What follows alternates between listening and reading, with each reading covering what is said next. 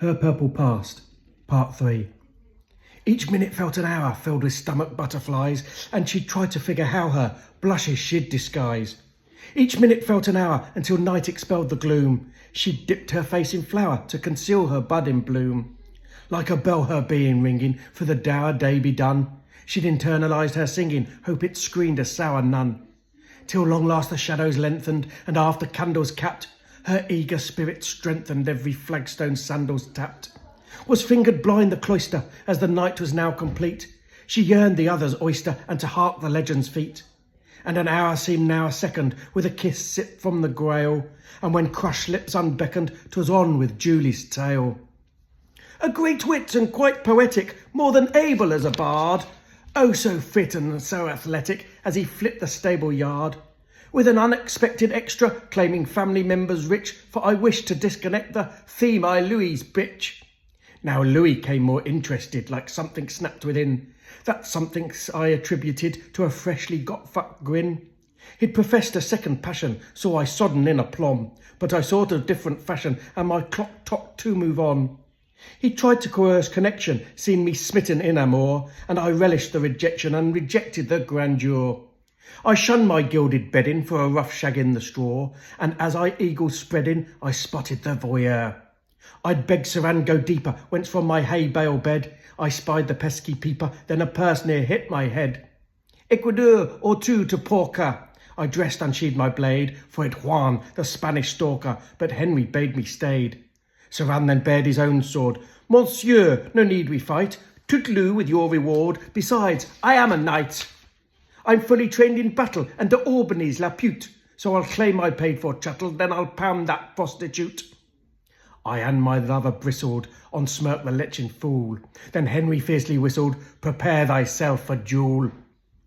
I watched in sheer elation, for I dearly loved that show. 'Cause of my reputation, two hotheads went toe to toe. The Hidalgo was a liar, as he fought a squelching fart, whilst my man Saran on fire, and he pierced the pervert's heart. The debauchee downed and dying, so I stood and stole a kiss, with no doubt, no denying, Saran swam in the piss. The king had issued a decree, outlawing any duelling. Saran was doomed and had to flee, beheading was the ruling. He was in mortal danger, was braced to make a break, for lifeless in the manger, sprawled the Spanish rake. I went to see La Reynie, where I pled for Henry's life, and I told the chief quite plainly, some secrets tell your wife. We had a brief liaison in his Paris maisonette, and if called on Heath the chase on, I'd not call on Antoinette. Gabe used his police powers, so investigations slowed, though he only gave us hours to pack and hit the road. We saddled two stout horses and set off down the scene, to escape the general's forces and a certain guillotine. Cantering for freedom, we galloped get away, as we fled the dreaded chieftain to his mansion near Marseille. Click-clopped the lanes and alleys, in low-key through the towns, but whooped the wooded valleys and bellowed down the downs. I carried on regardless with a felon of the state, riding to near darkness where we slept and drank and ate. It was an absolute catharsis as we drove to his estate. I rode regularly in rapture to the village of Auxerre, yet wary of a capture by patrols of militaire. We trekked to nearly sundown, then sought an inn to stay, a tavern in that tiny town when bandits blocked the way.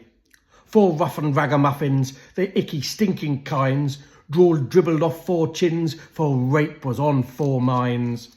Thug confidences fizzled, for they fortified with wine. Three goons surrounded his horse, the leader went for mine. The head thief held my bridle with his grimace full of gloat, but the smirk proved suicidal as I stabbed straight through his throat. The end of an existence, I watched it with nonchalance, then went provide assistance as my partner proved a ponce. He fought us in the tournament, as if rapists followed rules, and Henry fucking fortunate, those drunken thugs were fools. With an alley and an on-guard, then a parry, then a thrust, forced a pitiful finale, two collided and concussed. As I dispatched the fourth one and watched him spill his guts, I had the waggish thought on, I'd got the largest nuts. We went on in eerie silence, as if a cloud had cast a pall, did not discuss the violence to the bandits in the brawl. We rode in utter quiet till he made a funny quip, which seemed to satisfy us, and it brightened up our trip. Could hardly keep my claws off as you awesome in the fight. Now it's time to take your drawers off, as they're getting rather tight. In the forest lit by firelight, he amended more the mood, whence said was struck by foresight. We'd sing and fence for food. From then on our adventure saw me singing for our board, the more effective venture besting boozers by the sword. They'd gamble beating Saran, then bet double else or quits, if they could best his woman, for a bonus bared my tits. We avoided still the cities, surviving hand to mouth. I sung and flashed my titties as we on proceeded south. I was confidently coping with oglers at our shows. I dealt with any groping by cropping half a nose. I'd faced them down that summer, the buggers full of beer. I'd make the suckers suffer, then I'd mutilate an ear. I confronted all the gluttons as my boyfriend was a wuss, could cut off weirdos' buttons with a minimum of fuss. I superior at sparring, held audiences in awe. Some had some knuckle scarring when dared my bosom paw.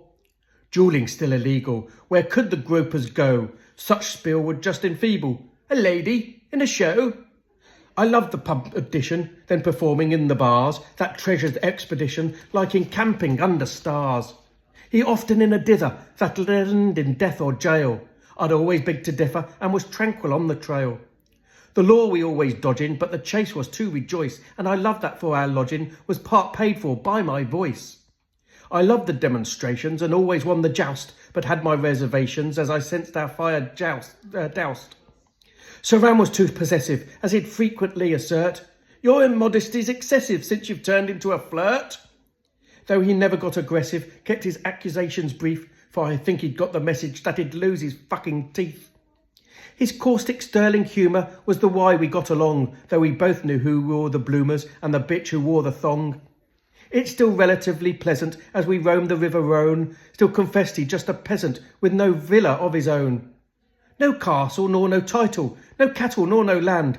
He'd lied for his survival, tried to secure an upper hand. He owned absolutely fuck all, save his banter and a shirt. Then he offered with a chuckle 2 fists of finest dirt. So after we had stopped her, stretched to have a snort, we opted try the opera, then we trotted to the port. We headed for the ghetto where the theatre had its home. This leather was a mezzo, Saran a baritone. I sought to persuade Gaultier, a man of great repute. I could supplement his music play and complement his lute. So I became his protégé and upped his institute. Enough now, sweet Amelia, that is the cockerel's cry. I'll extend my memorabilia with La Lune adorning sky. When the moon is in the zenith, then I will be aglow, anticipating Venus, when Mon Chéri will show.